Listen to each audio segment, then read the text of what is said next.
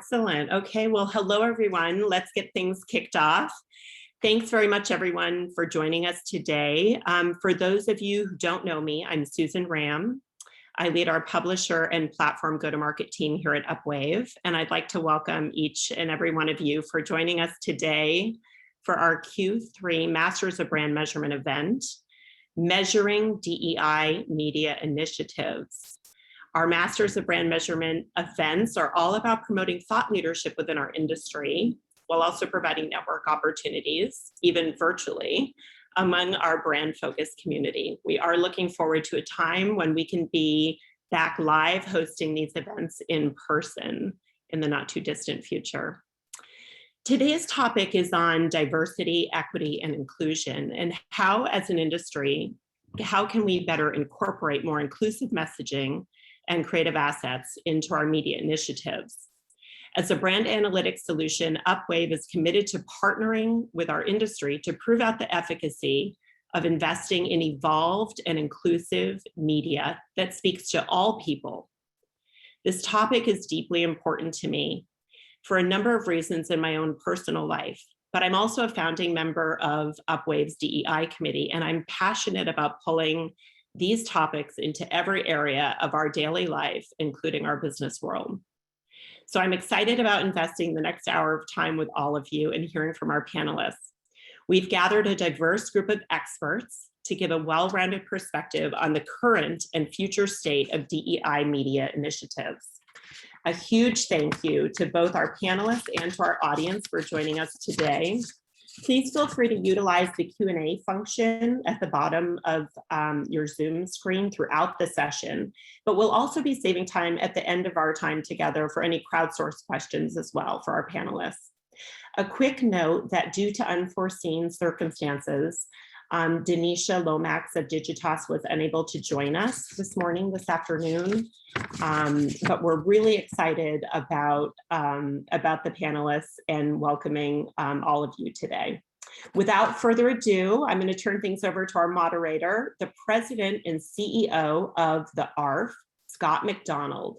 Scott, thank you very much for joining us today and leading this important discussion. I know you're ready to get our panel introduced and our topics kicked off for discussion. So without further ado, Scott, we're all yours. Great, well, thank you. Thank you to Upwave for inviting me to moderate this panel. It's a great topic, and we've got a great panel, even with the last minute loss of Denisha. For those who don't know, the Advertising Research Foundation is a venerable nonprofit association. I like to describe it as the Switzerland in the center of the ecosystem of advertising and media. It's been around since 1936 and is kind of the go-to place for sorting out how we measure things accurately. We are empirical, we're science-based. It's a very we publish and only elevate the things that we think are really quite correct. 400 member companies, including many that you know very, very well. So without further ado, let me introduce our two panelists, Billy Hirsch and Elise James de Cruz. Elise, why don't you start and just introduce yourself and say a little bit about where you work and what you do.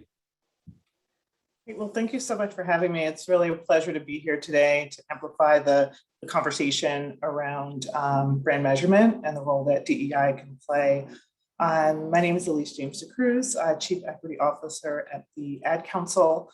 I've spent the majority of my career creating programs, experiences, both micro and macro experiences to support underserved groups, as well as advancing diversity, equity, and inclusion across the workforce, workplace, marketplace, and community. So I'm really excited to be here with all of you and looking forward to a great conversation. Great. And Billy. Yes, to echo Elise, thank you so much for having me. I feel like as an industry, we've made some great progress, but I'm really excited to see the opportunity for growth and where as an industry we can come together. I am the VP of marketing at Cargo. Prior to joining Cargo, I led a media planning and buying on both the agency and brand side. And in my current role, I help our teams with communications, and I oversee our measurement function as well as design teams. So thank you again for having me. Great. Well, thank you. Let's start just by talking a little bit about the broad context in which all of this this takes place. So it's my observation from the vantage point of the ARF that diversity, equity, and inclusion has sort of come up the priority stack quite a lot in the last couple of years. Many member companies have seemed to be incorporating a lot more. You certainly have a trend in advertising toward purpose-driven advertising, trying to empathize directly with the values of the customers. We see many examples of it. How has this played out from your perspective, from the vantage point of your companies? Either one of you could take it. Sure, I can take that first. I think the past 18 months especially have been challenging for a multitude of reasons.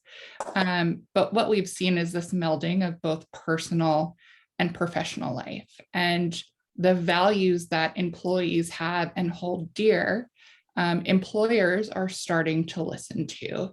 So that takes the form, I've seen it take the form of different ways, whether that is DEI initiatives within the company itself, maybe that is the representation within their ads, or the actual products that they are going to market with. So it's been a really exciting time to see the impact that consumers and employees can have on businesses' actual decisions. Yeah, I would certainly echo that. Within the advertising marketing sector, there's certainly been a renewed focus and commitment around DEI, and putting the employee first, as well as the consumer first, and being really intentional about ways in which brands and agencies can meet consumers and employees where they are along their journey, right? And recognizing that everyone's on a different spectrum of their DEI journey, both personally and professionally, as Billy mentioned, the intersection of the two. And I think it's important for us to continue to be thoughtful and intentional about the experiences, right, that we're creating both inside and outside of the organization. And I can sort of chime in answering my own question by relating something very personal. We had begun laying the groundwork at the ARF back in 2018 for a diversity initiative aimed at really trying to diversify the quality and diversity of the workforce coming into the advertising, marketing, and research fields in the future. And it began really by applying for a tax-deductible charitable subsidiary, which is very bureaucratic, and you got to apply to the IRS and lots of stuff. And we got all that approval and some financial commitments from one or two ARF member companies to get it started right as the pandemic hit, and everything just kind of scattered, shut down like crazy. And in June, after the George Floyd murder and all of the protests around that, sort of like woke up one morning, literally in sort of like a fever dream, and said, we can't let this sit and wait. Diversity won't wait for anything. It's important right now.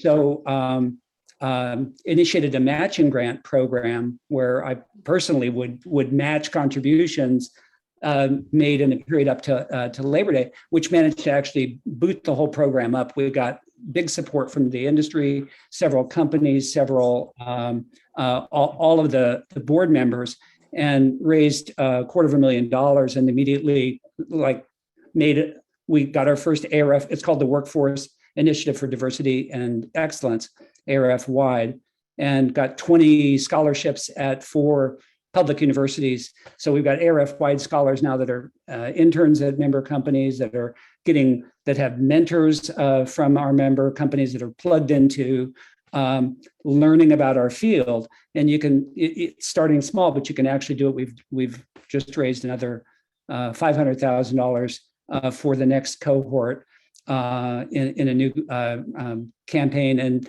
the David Ogilvy Award, our established and famous award for recognizing excellence in advertising that was driven by research, is a benefit this year for ADRF wide. So any of you in the agency world can, for a mere $100 tax deductible contribution, attend the David Ogilvy Award virtually in October.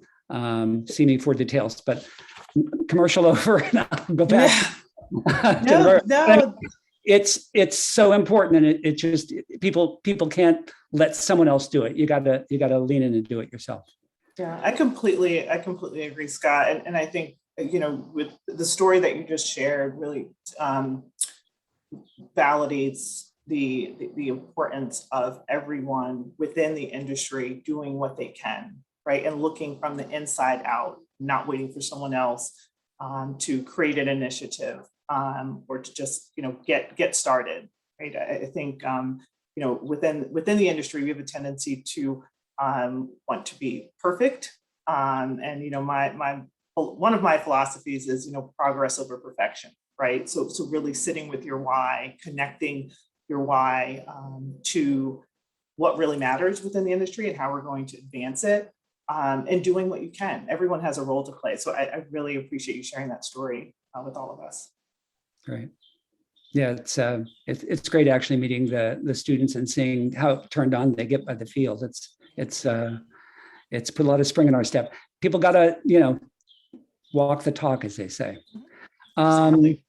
So what are some examples of progress that you see being made toward DEI? I mean, with this sort of growth of efforts elsewhere, how do you see our progress being made right now? Well, over the years, I've certainly seen a lot of progress, as it relates to creative inclusion and DEI more broadly. I certainly think more can be done. It's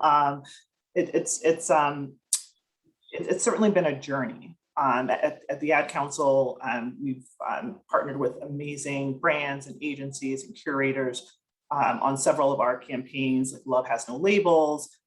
There's also a campaign around mental health awareness with regards to, it's called Seize the Awkward. And last but certainly not least, the vaccine campaign, It's Up to You. And a lot of it is around recognizing that we are all in this together, one, and two, that we have to measure what matters. For far too long, I think we've just kind of been in the feel good business as it relates to DEI. Really have to measure what matters within the space. I've seen a lot as a consumer. I've seen a lot of brands focusing on DEI and inclusive marketing, such as P&G has done an amazing job, Airbnb, Indeed, Nike, to name a few. But I think that what they're doing is looking from the inside out, right? And recognizing that their consumers are right in front of them, right? They're right within their virtual walls, right? So making sure that the products and the experiences and the services that they provide reflect their consumers, and really be intentional about meeting their consumers where they are. But again, it's a start. I think there's a lot more that can be done, and a lot more emphasis around measurement and ensuring that they have the proper resources, not only financial resources, but human resources within the company to manage the effectiveness of the campaigns, in addition to the actual creative process, right, externally. I think the other piece to that is you've listed off some amazing companies that are doing a lot with their advertising, but there are others that are doing a lot with how they actually run their business. Old Navy is another one that just came out with their Bot Equality campaign, where it was women of all different shapes and sizes And not only was it a great commercial, but they changed the in-store experience where now every size is available. There's no separate section for plus size women. So they're literally putting their money where their mouth is and changing the way that they do business. And I think it offers a great measurement tool because they can see that experience in real life and see how it changes. A few different sports companies have also changed how their website is structured, where they have men's clothing, women's clothing, and then genderless clothing. So it's not segmented, and it's another way to tap into consumers and their experience with the brand beyond just a banner ad that creates that connection and humanizes the brand a bit more. That's very interesting. So from what I'm hearing, it's partly the kinds of things that one counts, like what kind of employees you have and things like that. But then also a lot of investigation into the processes that lead us to our advertising product, and that actually gets reflected sometimes in things like how you represent people in commercials. I mentioned before the David Ogilvy Award. That's a benefit. We've just added in partnership with the Female Quotient for this year, for the first time, a special award for just balanced representation of genders, and in particular, around things like financial literacy and the way that women are often represented as being financially illiterate or shopaholics, and there are all sorts of things in popular culture that we sort of unthinkingly talk about, and it's reflected in advertising. And this really focuses on that in the same way that GLAAD focuses on representation of gay and lesbian parts of the population. All of those things change culture and are part of what we can celebrate in advertising as well. Yeah. And I would encourage brands and agencies to explore Accelerator Tools. There are a couple of tools out there that are sponsored, if you will, by organizations that are doing really, I would say, really advanced work around DEI measurement. The IBM Watson Accelerator Tool is an example. We partner with them, as well as AIM. They introduced the Cultural Insights Measurement, Cultural Insights Impact Measurement tool in 2019 to look at cultural insights as well. So, I just think it's really important to make sure that we're looking at the data measurement tools to support the work as we move forward. Right. Well, that kind of leads to the next question, really, which was about metrics, a very natural one for someone from the ARF, and since measurement is our middle name, if you will.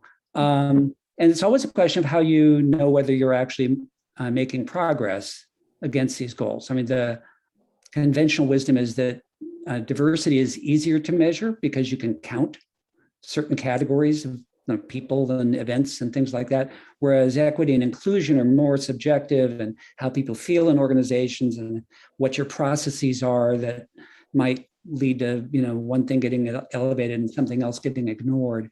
How do you think about this in your worlds? How do you frame KPIs that capture and measure the effectiveness of efforts?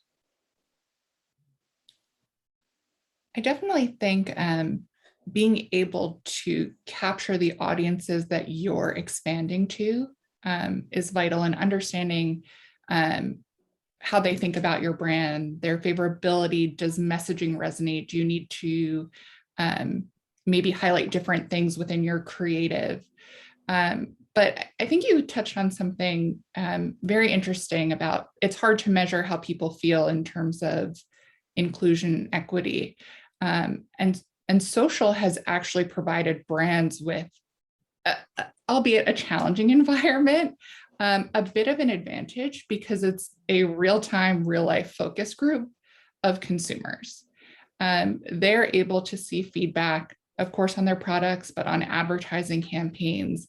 And often social exposes maybe gaps or opportunities for companies to take advantage of improving. I think the NCAA is a great example of this.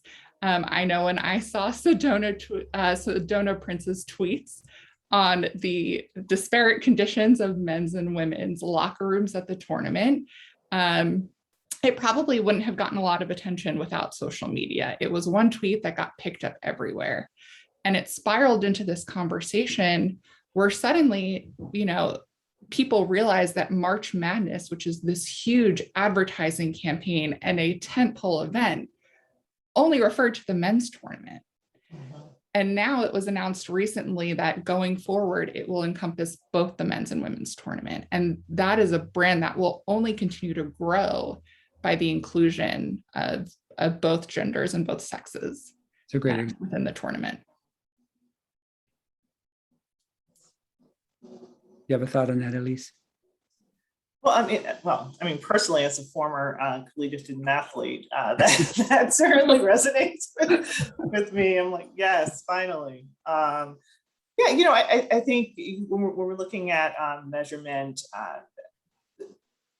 the first thing that I typically look at is the language that we're using, and making sure that we have a shared language across the workforce, workplace, marketplace, and community. And then from there, I look at measurement through two lenses. Typically the action-based, right? We're looking at the practices within the organization, whether it's like communications or training, some of those micro macro experiences. And then the second is the process based measurement, which looks at like the audits, assessments, and looking at the way that we actually conduct our business. And I think both of those are really important as we look at measuring success of DEI. And as I shared earlier, oftentimes we're looking at the outputs, which are important. But I think we also need to look at the inputs, right? Making sure that leadership is on board, making sure that we have the proper, framework to execute on these initiatives across various, marketing and social channels. Making sure that we have the teams to support the work, making sure that the teams are diverse and reflect the products and experiences that we are creating for our consumers. So it's certainly a holistic approach as we advance the work, and they're not mutually exclusive. So I think, as we continue to amplify this conversation around measurement, it's equally as important to look at the infrastructure that's supporting the work as well. Yeah, I very much agree that those inputs are very important. It accords or aligns a bit with some of the things I've seen at the ARF, really, again, increasingly just in the last year or so, where we'll take a look at all of the steps, say in an award process. Okay, there's hundreds of applicants for David Ogilvy Award, and you go through their juries around categories and things like that. And then you end up with a set of finalists, and then finally the ones that win the big award. All very exciting. What happens to the diversity of voices along the way? And how do you spot trouble in that? So those are questions. I mean, maybe they've been around for a long time, but in my observation, people pay a lot more attention to that at each step along the way.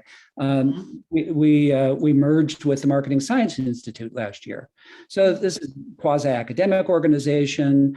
It funds research papers from professors and funds PhD proposals for graduate students and things like that. Again, a lot more applicants than you ever have actually getting awards. The awards are really meaningful for an academic career, but do you have all the right people involved in that judging along the way, and how do you check those results? Those process inputs I mean, if we think that there's structural biases, if there's any meaning to that term at all, it involves really thinking about those pieces of it. And I think it is increasing, but there's still gaps to address. There's still work to be done, in my view, on it. Absolutely.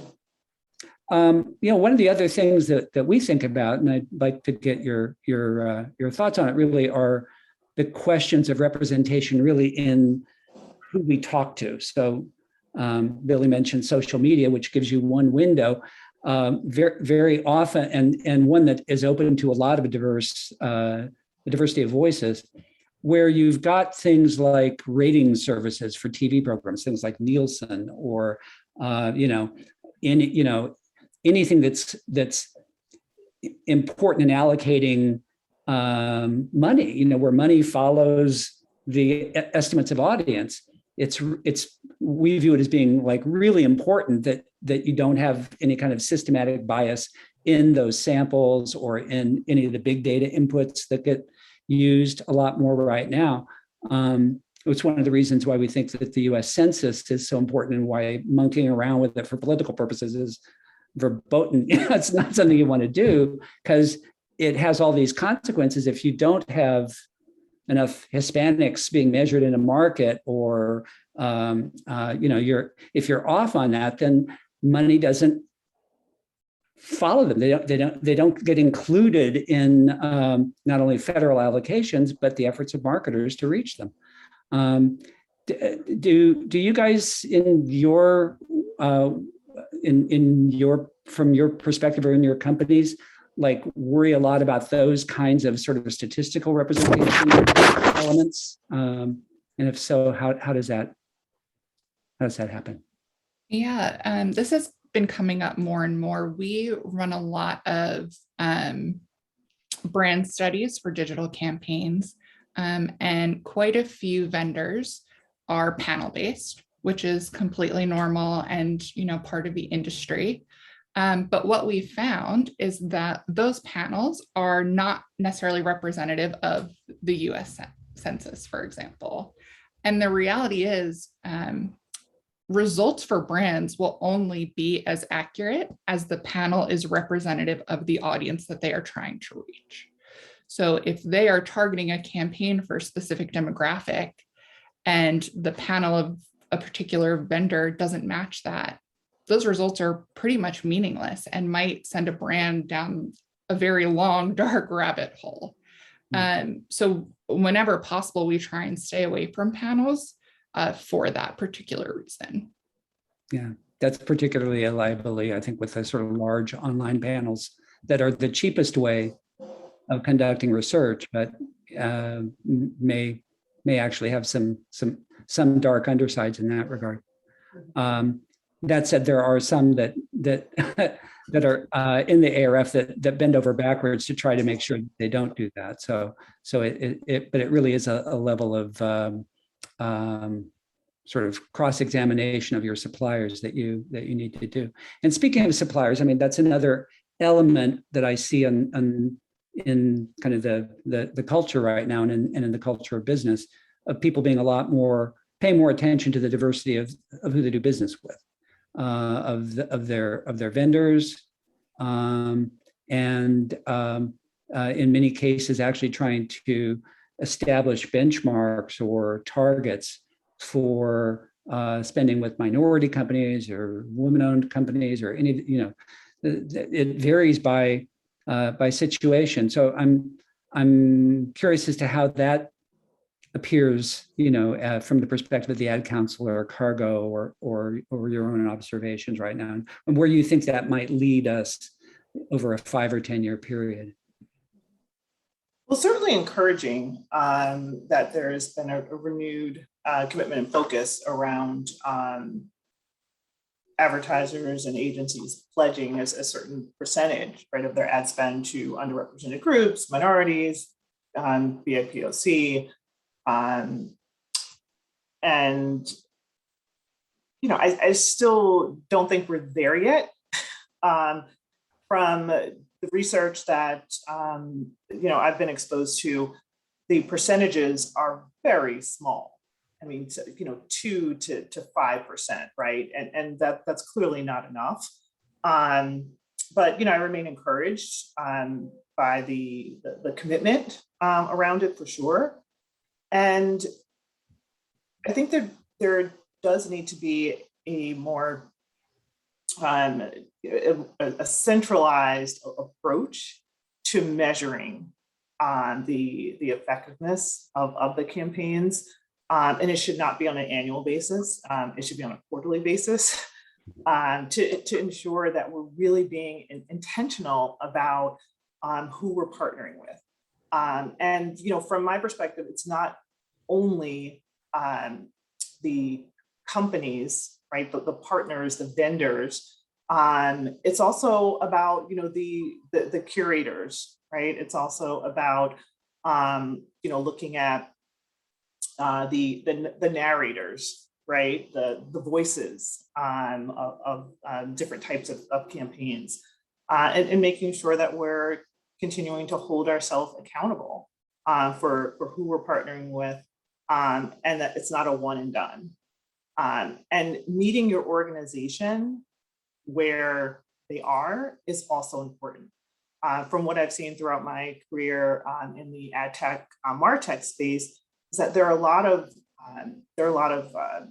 forward-thinking individuals and initiatives that are happening within the organization, but they're siloed, right? So let's make sure that we're all doing our part to increase level of transparency across the industry around the vendors that we're using, whether it's speakers, curators, agencies, tech platforms that are supporting the work, right? It goes across a lot of different areas of the business, and then sharing the progress out. Within the Ad Council, we're being really intentional about not only who we're partnering with, but how deep we're partnering with them on specific projects, right? So I think that that's also, really important part of our commitment to ensuring that we have a diverse bench, if you will, within our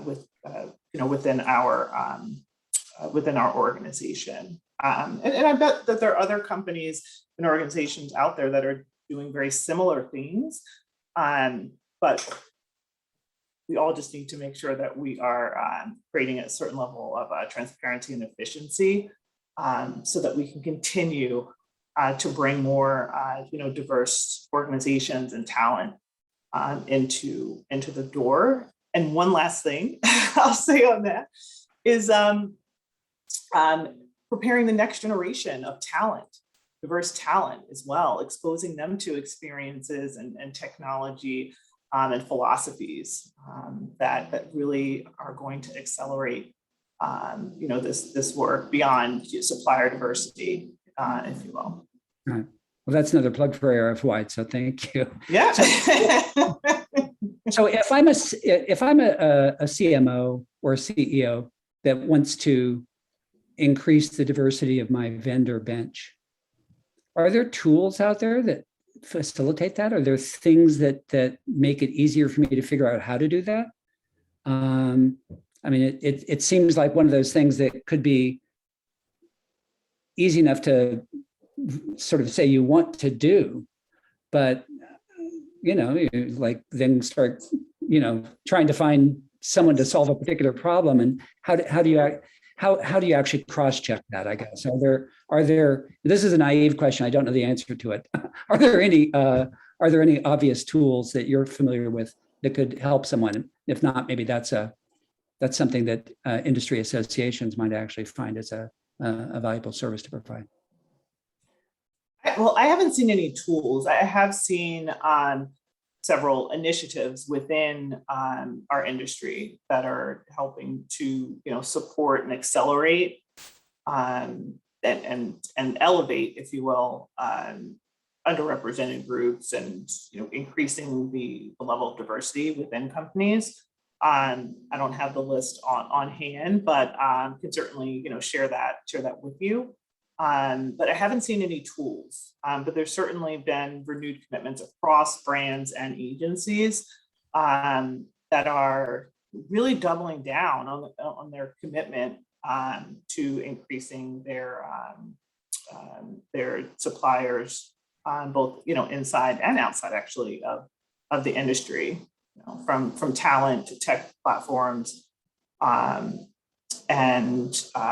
curators within photographers, right? I mean, there's so many there's so many areas that this touches. It's not only about the about the creative, right? And I think we just have to continue to think about not only the role that diversity, equity, and inclusion plays, but the impact that it has to reach our target audience, obviously as consumers, but also the professionals, within the space.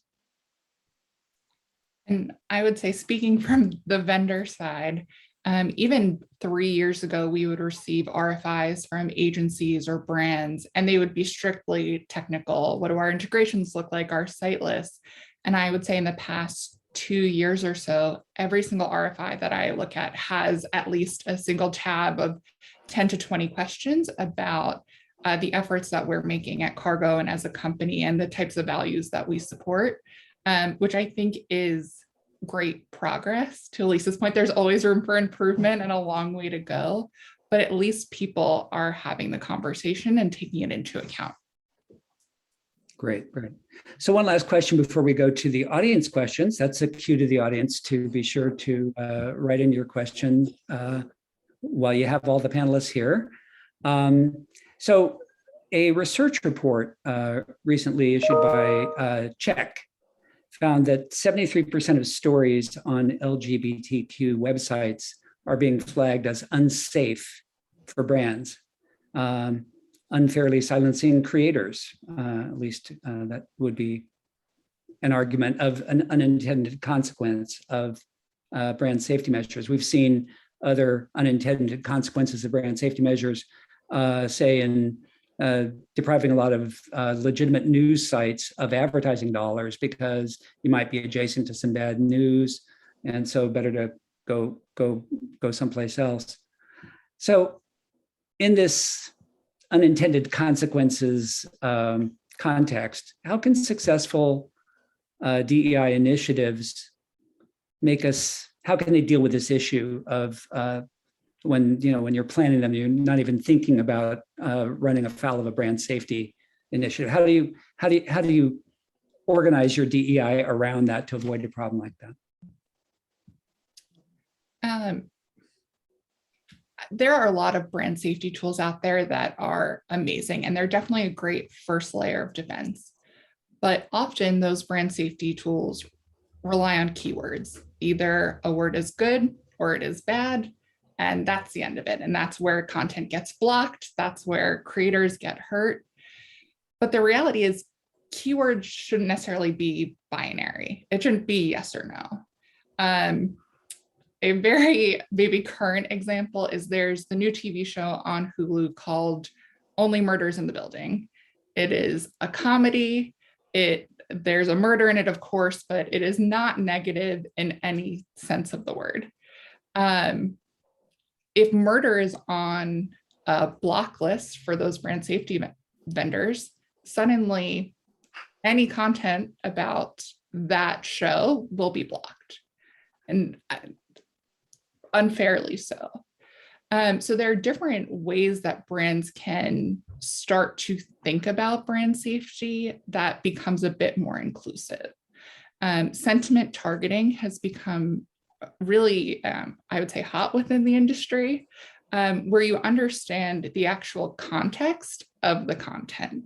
So is it a positive review of a TV show, or is it the 6 o'clock news article about something that's happening? And that alone will help move the needle into more fair and accurate brand safety targeting. The other sorts of things that brands can do is get involved in creating content themselves, whether that's sponsored content, and embrace the publishers that they work with, get to know them, the types of content. Oftentimes it's just a URL on a site list, but there's more to it. Our COO spoke with Benjamin Cohn, the founder of Pink News, which is an LGBTQ news site. And he said, of course, a ton of the content is getting blocked for us. The tough part is advertisers want to reach that audience. Not only that, they're missing a whole group of individuals because their audience goes far beyond the LGBTQ community. It's parents, friends, supporters that want to be included in those conversations. So it's really up to brands to broaden the way they think about brand safety, to become more inclusive of not only the audiences themselves, but the publishers that they do want to support. Great. Lise, did you have anything to add there? Well said. Plus one for sure. Okay. Excellent. Yeah. Well, we do have a few questions coming in now from the audience, so let's switch to that. First one is, how can advertisers know if the ad dollars they invest in reaching diverse audiences are actually reaching those audiences when we've got legacy measurement that's largely based on age and gender alone?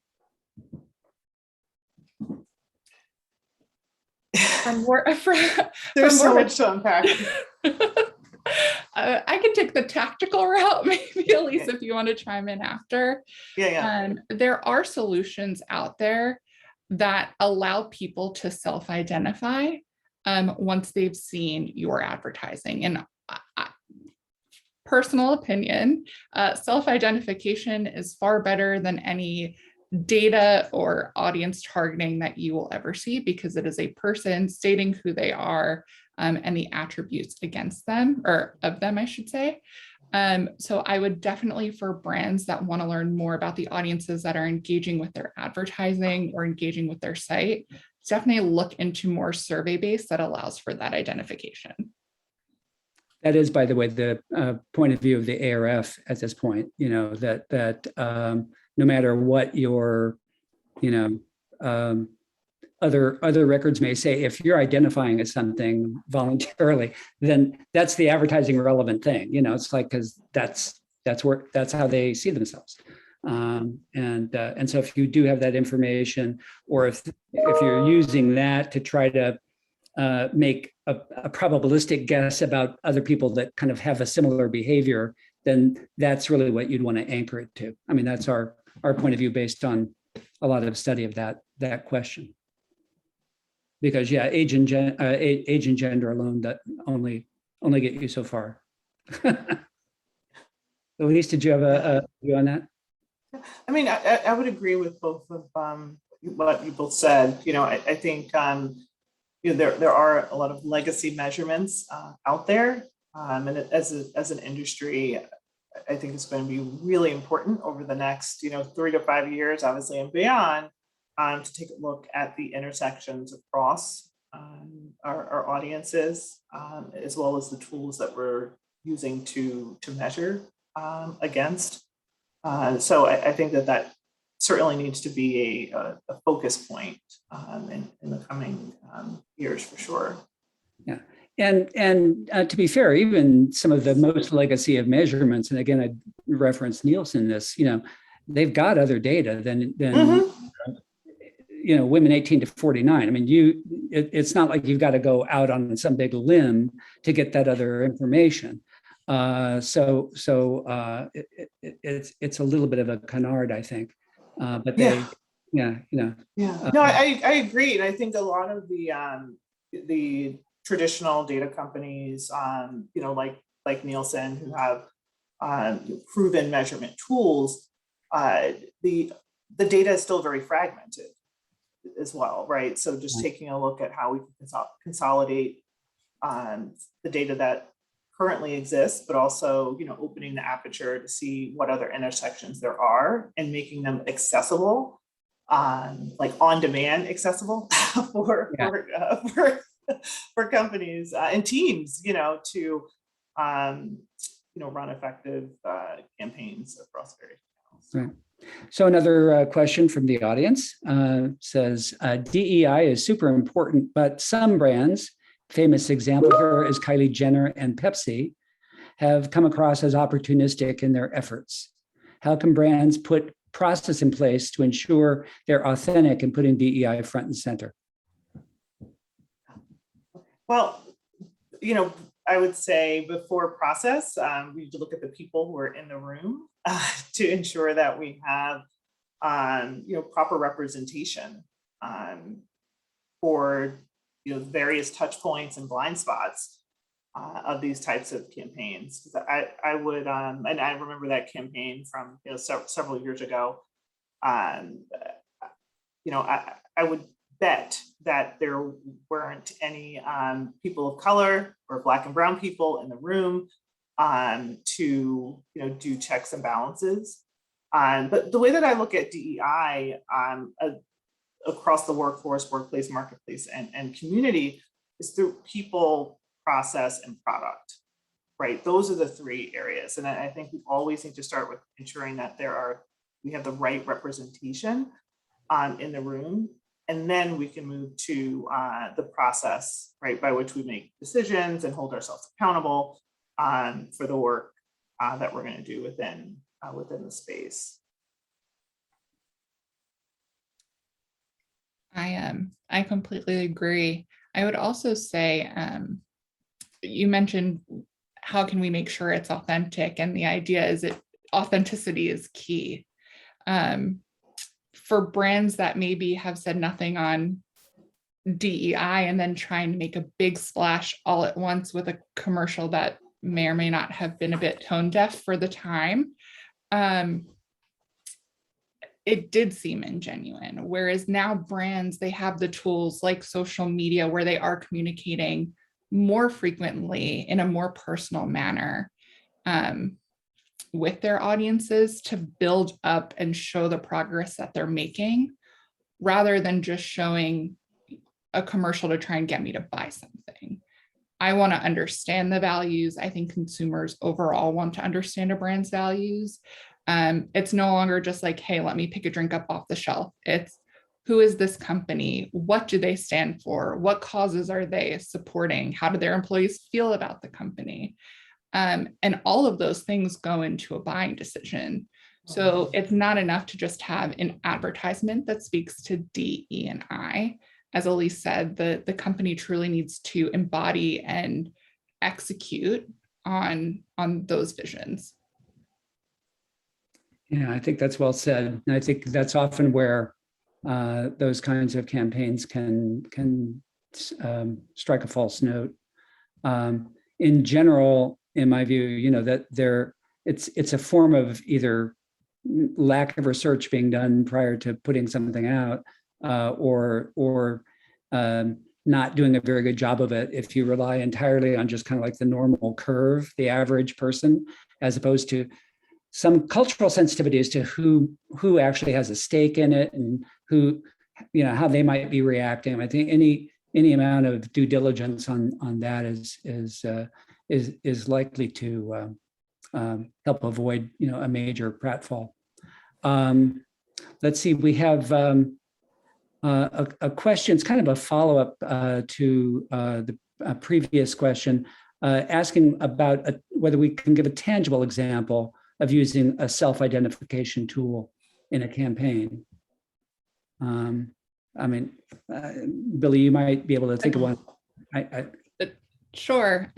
Often brand study tools like Upwave, when they're doing their surveys for all different types of brand attributes, often they will ask self-identifying questions to the consumers. Not only does it help identify who's taking the survey, it helps weight the results and make sure that you are indicative of the audience that you are trying to reach. Yeah. And I've seen plenty of examples myself in digital marketing campaigns. Again, just really where, you've got like a target group. It's supposed to be a particular, segment that you've bought. And, if you, it's relatively expensive to hire someone to go in and just survey a couple, 200 people in that segment and see what they tell you. Are they that person? So that's an opportunity again to kind of check whatever it is of interest. It might be a behavior, but it might also be some identity. I think it's pretty straightforward, at least in that context. I guess this will probably be our last question from the audience, is saying some brands have committed to spending on minority-owned media publishers. P&G is a big example.